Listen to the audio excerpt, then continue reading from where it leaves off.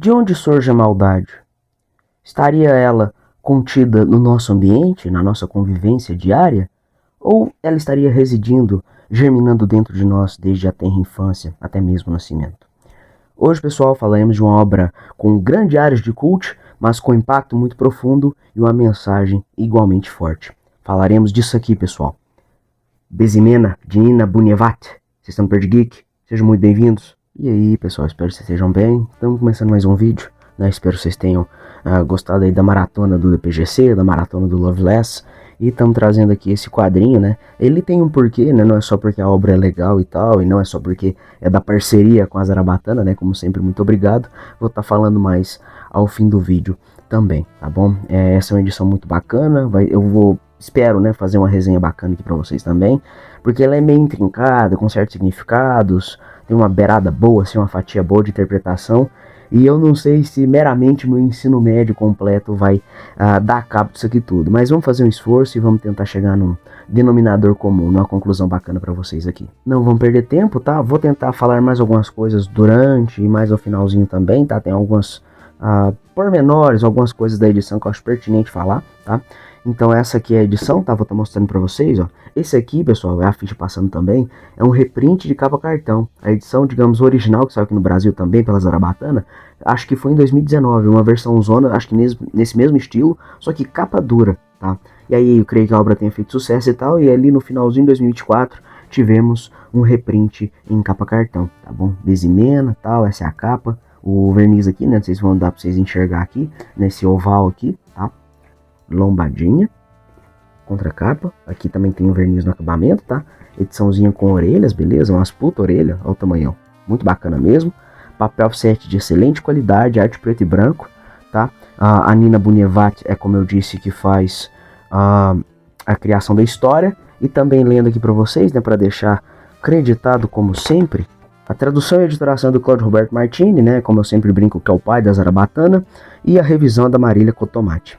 Salvo engano, acho que tudo que foi trago aqui para vocês através da parceria, né, na camaradagem com a editora, tem pelo menos o nome dos dois. Eu acho que tem um a mais ou a menos ali no Parte Extraordinária, quem sabe, mas no geral aí são nomes bem frequentes, né, porque a editora ela é menor, então eu até entendo o lado do Cláudio.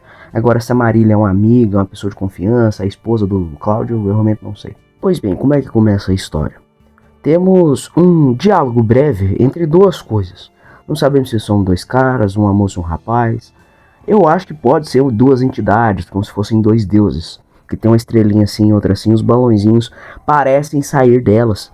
Então eu creio que seja como se fosse uma conversa entre entidades cósmicas, deuses antigos, alguma coisa nesse estilo. Se eu não me engano, uma pede a outra para contar uma história, pois uma delas está entediada. Não tem nome também, tá? Se eu não me engano, vamos supor assim, é A e B, não tem nada, tá? E aí, a mais prestativa fala, então fique de boa aí, se apronte na cadeira, né? Se aproxegue, que eu vou te contar uma história bem antiga. Essa história bem antiga não é necessariamente o miolo do encadernado. Esse rabichozinho é o comecinho e o finalzinho, né? O grosso da história é justamente o meio. Conta ali que tem uma sacerdotisa de tempos mais antigos, né, que nem aquele membro do Hermes e Renata, né, desde os tempos mais primórdios.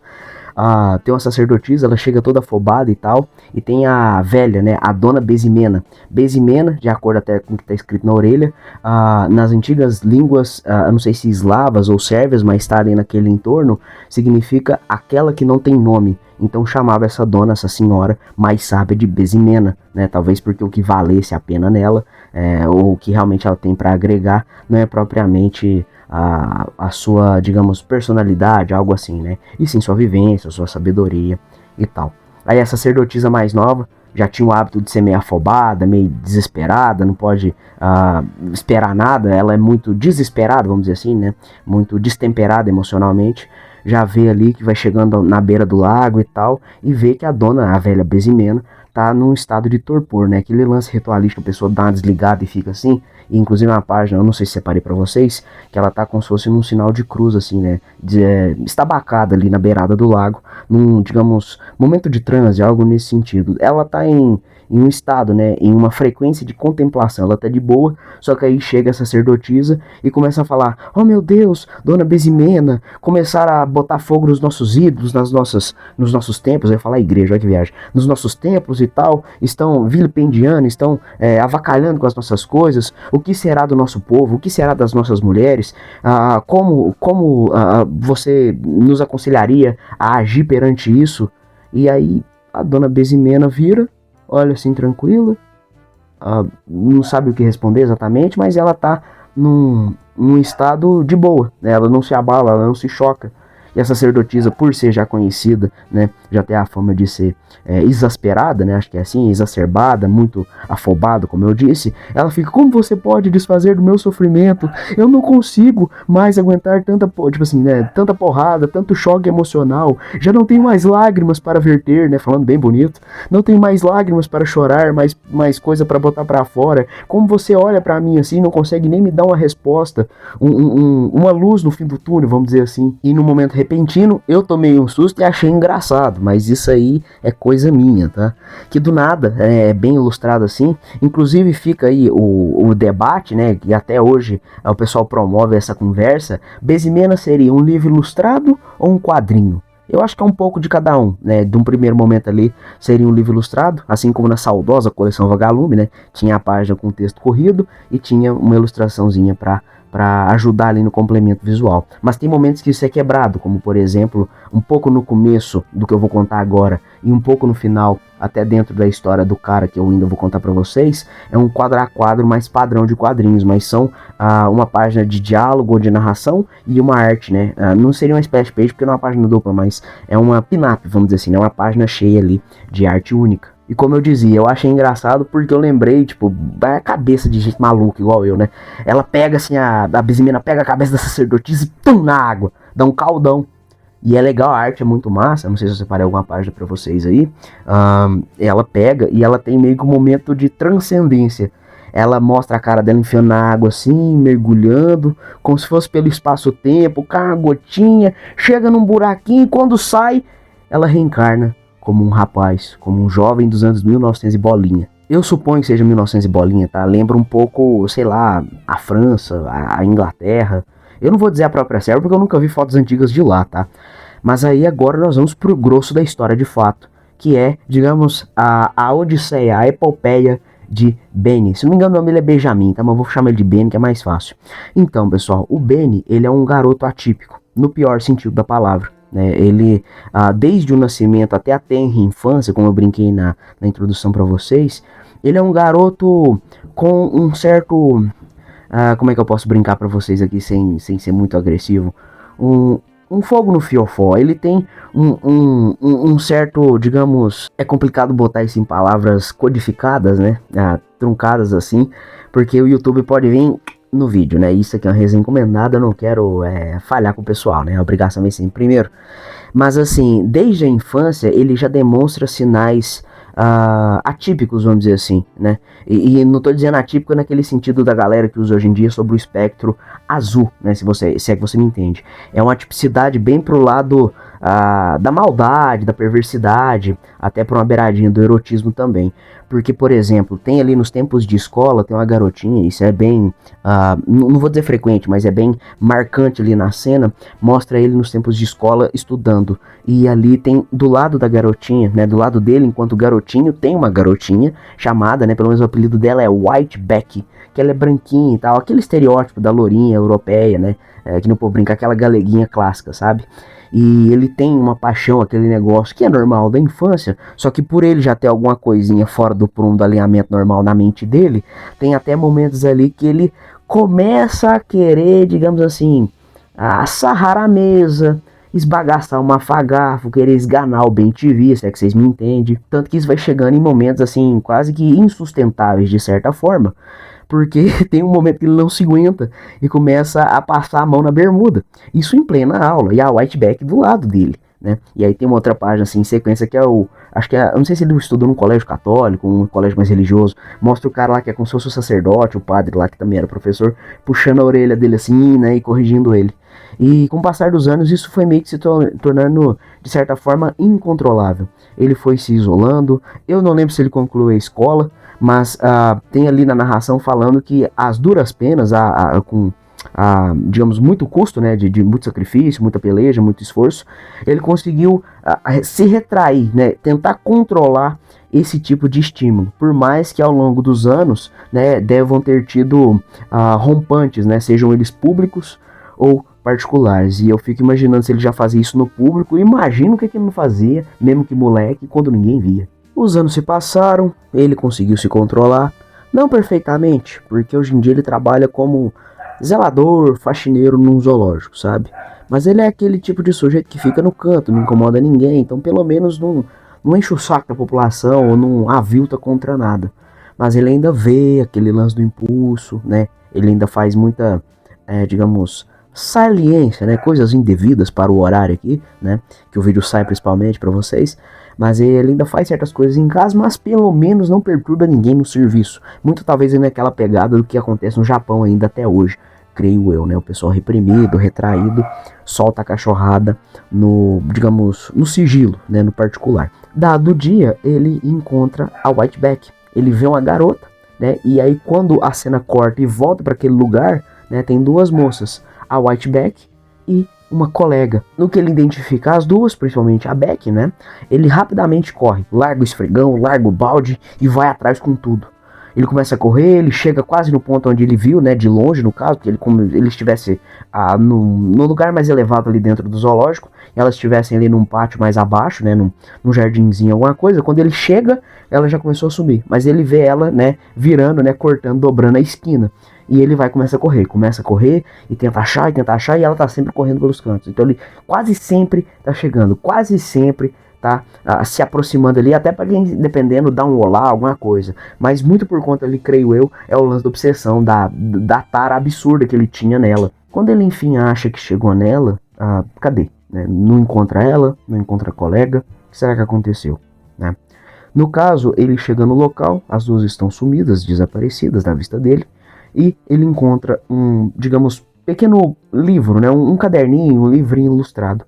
Ele começa a ler ali e ele vê várias, digamos, cenas de momentos de saliência, vamos dizer assim, né? Porque eu tô tentando ao máximo tomar cuidado com as palavras aqui, né? Momentos ali de aventuras depois da meia-noite, vamos brincar assim, né? Um lance para maiores. E ele tenta, né? Ele supõe, né? Ele acha que aquilo ali vai ser o guia, entre aspas, né? O guia espiritual dele para aventuras para maiores de idade. Ele explora mais um pouco, vê as páginas, vê que ele está ali, né? Por mais absurdo que isso pareça, e em momentos com a Beck, em momentos com a colega, e mais adiante, né? Mais pra frente vai ter uma terceira moça. E assim, pessoal, eu vou estar parando por aqui, né, do livro pra frente, né, desse livrinho ilustrado em diante, vai ficar a cargo de vocês lerem, mas eu vou destrinchar agora um pouco certos significados do que eu acho que é, tá? Alguns insights, como o pessoal fala, que eu tive aí, eu acho legal trazer para vocês, mas com certeza é uma leitura muito impactante, pois assim como eu pedi, né, no recebido respectivo que falaram, Ivan, o que você gostaria e tal, eu fui muito por esse lance do impacto, e brincando, da safadeza, mas eu acabei ficando muito mais pelo peso narrativo e principalmente pela arte. Eu vou estar falando um pouco mais para vocês. Essa história, ela é muito impactante, ela é muito forte. Tem um pedaço ali, né, como eu tô brincando, que foi o que eu consegui desvendar, abrir o matagal na base do facão, né, esse lance narrativo, tem algumas coisas ali, algumas pistas que você consegue pensar. E ainda assim, eu não sou da galera que gosta de bater, né, de cravar ferro e fogo, porque isso aí, na minha opinião, é só se perguntar pra Nina, coitada, pra falar, não, olha, isso aqui, porque tem vezes que até o próprio autor, quando ele vai desenvolvendo, ele vai jogando, e assim como ficam, né, falando até hoje que, o Superman, ele é um herói do proletariado, o fulano é isso e aquilo, são coisas posteriores que, dependendo, nem tava na cabeça do criador. Gastando português com vocês aqui, né, esse trabalho possui concomitantemente, ao mesmo tempo, simultaneamente, né, uma carga cultural muito forte, seja ela histórica, etc., coisas, digamos, de cunho mais cabeçudo mesmo, intelectual, mas principalmente empíricos, né, vamos dizer assim, de vivência própria, pois tem um texto ao final da edição escrito pela própria Nina, que eu vou estar falando para vocês um pouquinho, né, nesse meu desenvolvimento póstumo aqui, que dá uma luz muito forte, porque quando você lê de primeira, você fica, pô, beleza, é um negócio cult, tem uma saliência, uma reviravolta, né, que nem o povo brinca lá daquele meme do Vanderlei dando ideia errada, né, você fica assim, pô, tem uns bagulho aqui que realmente isso aqui rende uma cadeia muito forte. Só que aí quando você lê e pesquisa um pouco mais de certas referências, e eu não me considero um cara inteligentão, eu me considero um cara com uma bagagem mínima muito por conta dos quadrinhos propriamente, por isso que eu levanto muito essa bandeira de que quase toda leitura, porque também tem certas coisas que pelo amor de Deus, né, mas a leitura ela é muito válida enquanto a desenvolvimento de intelecto, aumento de bagagem, esse tipo de coisa. Porque eu disse cultura, digamos, mais histórica, mais cult, vamos dizer assim, né, intelectualizada. Parte ali, principalmente do lance do caldão que a sacerdotisa toma no começo da história, e alguns pontos dentro da própria trajetória do Benny, e umas outras coisinhas que eu não vou poder falar porque envolve um certo plot twist, uma reviravolta, uns adendos assim, né, mas eu vou dar a letra aqui pra vocês.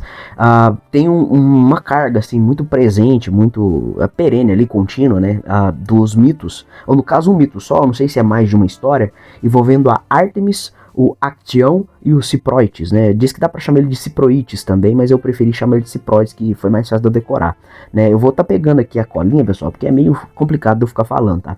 A Ártemis, ela é uma deusa grega, tá? Então aqui, de acordo com a colinha aqui, ela é a deusa grega da caça, da vida selvagem, da castidade, protetora das mulheres e das crianças.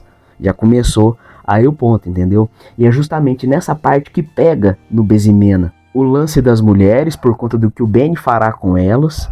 As crianças, porque tem uma parada lá no final que eu não posso contar, tá? Além de ser pesada, tem uma reviravolta ali, né?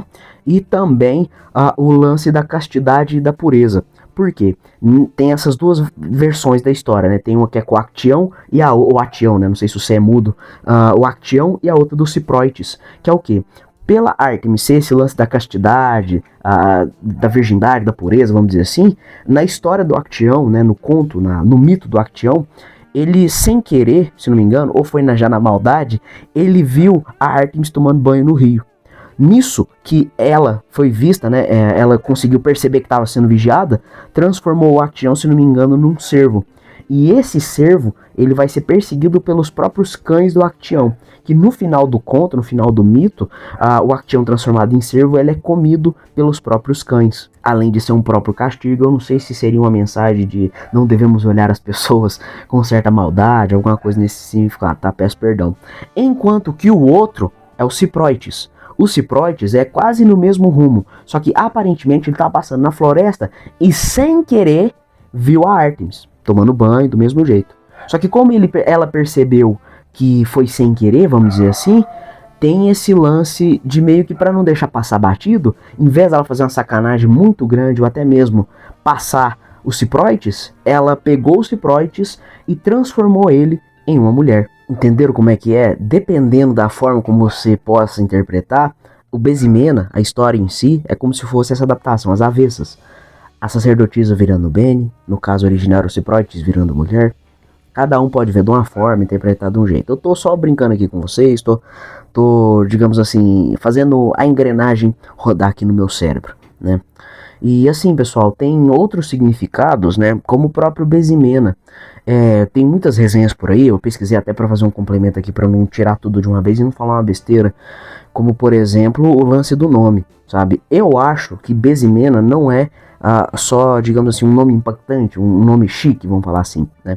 Justamente por ter esse lance daquela que não tem nome, e tem a ver com o texto final que eu ainda vou falar pra vocês, tá?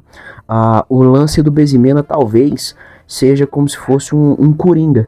Essa história, no caso, seja o que o Ben fez e tal, né? Mas as moças que estão inseridas ali, a velha Bezimena, a sacerdotisa, as garotas que sofrem as judiações, as maldades por parte do Benny, podem ser quaisquer umas, né? Pode ser qualquer moça, talvez muito por isso que o nome é justamente Bezimena, né? Pode ser que nem o povo brinca, pode ser sua colega, pode ser sua amiga, pode ser uma conhecida, né? Isso aí passa, inclusive, recorrentemente nos jornais e tal, então muito provavelmente eu creio que tenha esse significado, essa camada a mais. Por que Bezimena?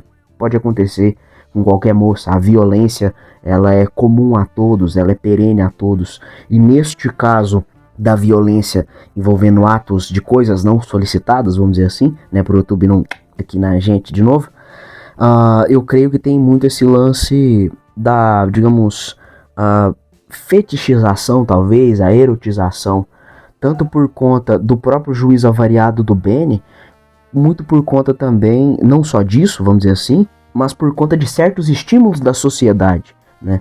Que nem tem uns colegas aí que ficam me zoando, o Ivan, ele fala que certas coisas não procedem, porque ele é meio puto e tal, muito nervoso com certas coisas, mas eu concordo que tem, na mídia, nessas coisas assim, existem sim certos, digamos, estímulos incorretos, né? Como eu brinquei lá no começo do meme, tem uns Vanderlei aí dando muita ideia errada pra população, que um cara que tiver a cabeça mais fraca pode acabar levando isso a ferro e fogo, e infelizmente, né, óbvio que isso não vai ser massa de forma alguma, vai acabar se tornando um Benny, e depois a gente vai estar vendo no jornal, alguma coisa por aí na internet. Antes de eu falar da arte, eu vou falar do bendito do texto pra não esquecer, tá? Inclusive foi por conta dele que eu tive essa piscadela, vamos dizer assim, esse sinal que dependendo do Bezimena por conta disso.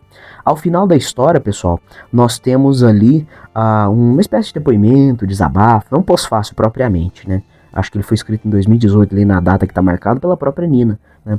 Contando ali, digamos, alguns causos bastante excêntricos, para não dizer infelizes, de garotas da época dela de estudo. Era ela e mais duas. Tá? Eu não vou falar os nomes de cabeça, porque um é pseudônimo e o outro eu não vou lembrar, mas ela até usa de verdadeiro de sacanagem. Ela explica ali que era nos tempos da guerra e tal, né? Ela é da Sérvia ali, talvez Yugoslávia, aqueles que afundou pra lá, né, da Europa. Então ali é um lugar meio barra pesada, não tinha muita gente com quem confiar e tal. E ali nessa história, do que eu lembro, são 2, 3, 4 páginas ali de texto ali de desabafo, você lê rapidinho, mas eu acho um complemento importantíssimo, porque quando você lê a história, que nem eu brinquei, um negócio cult, baseado em lenda grega, né, mito grego, esse tipo de coisa, né, você fica, a arte é massa e não sei o que, mas o que pode vir além disso? Quando você lê o bendito do texto, é quando, né, dá aquele, oh meu Deus, é por conta disso, o Bezimena talvez seja isso, a referência das garotas, a referência, tem umas corujas, né, como eu disse no texto, tem a Nina e outras 2 garotas, eu acho que tem uma quarta, e aparecem corujas, por exemplo. Eu creio que nesse lance da mitologia, no significado, nessas coisas, digamos, significados ocultos, né, esses lances de semiótica, como o pessoal diz hoje em dia, a coruja possa ter um significado. Eu, se não me engano, contei 4, tá? E justamente essas 4, na minha cabeça louquinha também, né, doidinha, fazem referência às 4 garotas do texto da Nina Bunyevat. Eu não vou falar todo o texto porque eu não lembro, e até é bom vocês lerem também, mas fala dos tempos de escola, de umas garotas ali com uns papos meio errado, uma mais velha com aquele lance, ela é legal, ela é não sei o que, né? Então era a Nina, a garota que falou da terceira, né, que seria a moça mais velha. E aí essa do meio faz o meio de campo pra Nina, para as duas, né, no caso, acabar trocando ideia. Essa mais velha leva a Nina num lugar com um cara mais velho. E aí acontecem certas coisas. E o que é pior? Tenta acontecer, né? Quase acontece uma, quase acontece 2. Quando acontece 3, ela para de trocar ideia, né? E a moça do meio ali, que infelizmente ela se sujeitou ao ato. E aí eu não sei se é porque ela já tava com a cabeça também fora do alinhamento normal, né? Fica ali, não, você conversou com ela, você não sei o que, né? E aí por conta disso e de uns outros detalhes que são ditos no texto, mas eu não vou contar aqui para entregar o ouro assim de uma vez, ela pensou em fazer o Bezimena. Por isso que eu falei que dependendo do Bezimena é aplicado, né, pode ser dito como se fosse qualquer garota, porque justamente é aquela que não tem nome. Se é uma que não tem nome, né, é uma moça qualquer aí da vida que infelizmente possa ser, digamos, vítima de alguma coisa não solicitada, vítima de agressão, esse lance, como eu disse também, de uma certa a erotização desnecessária feita pela mídia, esse tipo de coisa. Eu não sou muito de falar que é estritamente machismo, eu não acho que é isso propriamente, mas tem muito lance ali, digamos, daquela afobação de ficar instigando a sexualidade na juventude, e no caso ali do Benny, ele já veio com isso de fábrica, mas quem sabe se ele tivesse tratado isso melhor e visto isso com um olhar mais corretivo, psiquiátrico, não sei, porque também naquela época, né, se for botar no tempo da história ali, talvez não tivesse muito o que ser feito. Se você lendo assim, você já acha um milagre do caramba conseguirem retrair os desejos dele, mas quando ele vê a Beck, né, supostamente vê a Beck lá no começo, começo é quando estoura a boiada e acaba, né, perdendo o esforço de anos e anos. Falando um pouco da arte pra vocês, pessoal, assim, eu nem sei muito o que falar, porque ela fala por si, né? Tanto pela capa que vocês vão ver, quanto pela galeria final que eu sempre separo nos vídeos, tá? E assim, achuras, pontilismo, sabe? Um traço grosso para delinear os formatos, mas dentro ali dos corpos uma finesse, uma delicadeza. É bacana ver esse contraste do traço grosso nas extremidades com a delicadeza do detalhamento por dentro, né? No recheio, vamos dizer assim, das formas. E assim, tem diversas feições, né? Eu até botei no texto original lá do Instagram, se você não viu, veja lá, né? Essa aqui é a versão expandida, como sempre. Eu botei lá que tanto a habilidade da Nina quanto o próprio roteiro, né, e a arte, que não deixa de decepcionar, evidencia o melhor, de certa forma, do ser humano, que seria no próprio esforço artístico dela, né, da Nina, mas também o pior do ser humano, seja nas feições de horror, de dor e de prazer, no caso do Benny, né, que seria um prazer sádico. Você vê ali ele, né, naquele regozijo, naquela explosão de sentimento, e as moças tudo, pelo amor de Deus, me solta, some daqui, pelo amor de Deus, é porque ninguém vem cá me ajudar, sabe? É um contraste interessante de ver ele, né, usufruindo do momento ali, na loucura dele ali, do momento de prazer sádico, e a afeição, né, digamos, o impacto de extremo horror e dor, né, porque, poxa, pelo amor de Deus, imagina sofrer uma barbaridade dessa. A leitura que eu recomendo com toda certeza, pessoal. Foi a minha primeira experiência com a autora, né? Também foi o primeiro material dela lançado no Brasil. Um pouquinho mais adiante, quase no fim do vídeo, eu vou falar da breve bibliografia dela, tá? Fiquem tranquilos também. Mas assim, fazendo uma remarketing pra vocês, é uma leitura densa, impactante. Como eu disse, você já vai pegando ali os sinais, né? Como eu brinquei. Se você for que nem eu, que tem pelo menos o ensino médio completo e tem umas referências aqui ou ali, você já consegue pegar. Mas o Google, né, certamente vai dar aquele arremate ali na bagagem referencial que ela tenta nos mostrar ali. Eu gostei bastante, a arte é um arregaço, como vocês vão ver, tá? E principalmente, novamente, foi uma baita de uma luz assim no pensamento da gente quando a gente lê o texto, o depoimento dela, que aí você começa, né, a juntar as peças mais. Eu creio que não só uma questão de um certo desabafo, é principalmente uma obra de denúncia, né, da violência contra a mulher, dessa certa não, né, quase, né, cravado, porque eu não sou muito de ser, digamos assim, um cara de levar as paradas a ferro e fogo aqui pra vocês, porque nunca se sabe, né, principalmente uma obra mais interpretativa como essa, mas tem muito lance ali também do fetiche da mulher como objeto, né, objetificação, essa é a palavra, né, que ela é meio complicada. Mas eu gostei bastante, gostei mesmo, e recomendo pra vocês com toda certeza. Falando um pouco aqui pra vocês, eu vou ter que abrir aqui minha colinha porque tem bastante coisa. A Nina Bunevat, ela não teve só o Bezimena aqui no Brasil, tá? No caso do Bezimena em si, teve esse reprint de capa cartão, né, no tempo agora, mais recente, e depois na sequência da capa dura aqui no Brasil, eu não vou lembrar de cabeça, mas também saiu um chamado Terra Pátria, que é sobre os antepassados e a história da família dela lá no país original dela, que se não me engano é a Sérvia, aquele bolinho ali perto da Rússia, creio eu, né, ao redor ali na Europa. E aí, manifestando o meu mais profundo desejo aqui, né, principalmente porque eu gostei desse, e eu procurei resenhas pelo Terra Pátria, falam também que é do caramba, muito bom também. Eu gostaria de dar a ideia, né, se vocês também, se possível, comentem lá nas redes, de fazerem um reprint do Terra Pátria em capa cartão e daqui diante seguir nesse formato. Pois creio que a qualidade das histórias e o acabamento que está muito bacana, com certeza é um acabamento excelente, um bom custo-benefício, né, porque é um tamanhão, né, um formatão maior e tal. Eu acho legal abandonar um pouco esse lance da capa dura, até para viabilizar os outros trabalhos. Vou estar lendo aqui para vocês, provavelmente vai estar passando um printzinho que eu tirei do próprio site da Nina, tá? Em ordem cronológica, de acordo com o que está no site, tá bom? Heartless, né, saiu em 2012, depois saiu o Fatherland, que é o Terra Pátria, né, aqui no Brasil, saiu em 2014, o Bezimena é de 2019, olha pra vocês a diferença, né? Depois tem o Tarô, que saiu no Brasil também, né? Acho que eu não falei, me perdoem, é que eu tô com um quadrinho na cabeça, né? O Tarô, se não me engano, é o baralhinho com ilustrações dela e o guia para poder interpretar. Um negócio assim, se não me engano, tá? Tem esses três no caso, né?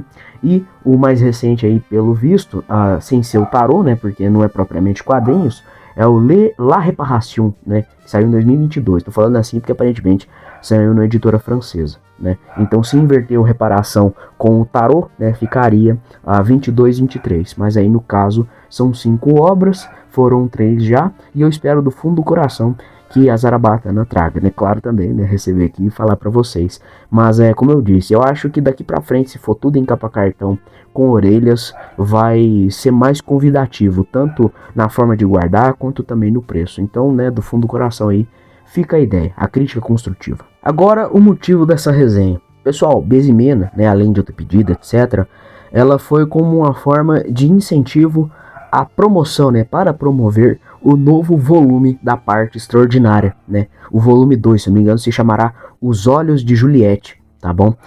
Espero estar recebendo aí daqui a pouco, né? Vai aparecer nas aquisições, depois no Instagram, depois aqui no YouTube, expandido como sempre, tá? No caso aí foi um agrado, né, da editora Zarabatana para poder incentivar o pessoal, né, a divulgar tanto a obra que recebe quanto o parte extraordinário, tá bom? E ao final, né, agora eu vou arrematar com o fim do caldão lá do começo da resenha. Não sei se vocês lembram que eu falei, que eu falo pra caramba, né? No caso, lá no começo, ela dá o caldão na sacerdotisa, né, a velha Bezimena, e no final, quando acontece tudo, a reviravolta, as paradas com Benny, ela puxa. E aí, no final, eu vou deixar a indagação pra vocês. Por quem ou por que você chora? E agora eu falando aqui o meu acréscimo. Por ser violência contra a mulher? Por ser violência? Algo a ser trágico, uma parada, digamos, de cunho extremamente agressivo, né? Você quer se mostrar? Ou você realmente sente a dor do outro? Não passa de mero fingimento? Ou no caso, como eles ficavam acusando a sacerdotisa da história, digamos assim, uma histeria fingida, uma histeria simulada, né? Você realmente sente e sofre a dor do próximo? Ou só quer, que nem a gente brinca aqui na nossa região, quer se amostrar pra galera?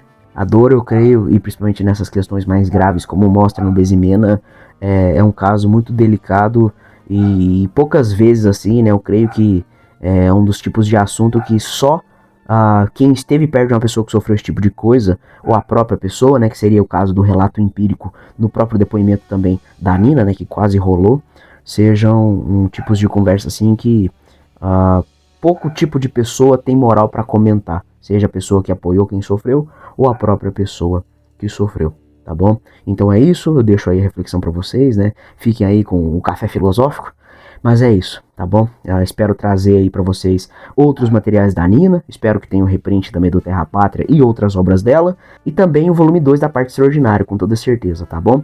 Espero que vocês tenham gostado, me desculpa o tamanho, mas como eu disse, é uma obra muito intrincada, muito delicada de se falar. Eu não sei nem qual o tamanho que vai ficar nisso e se eu vou ter que censurar alguma coisa do que eu disse, tá bom? Mas muito obrigado por ter assistido o vídeo até aqui, nos vemos numa próxima, muito obrigado editora Zarabatana novamente, fiquem com as artes, um beijo, um abraço, tchau, tchau.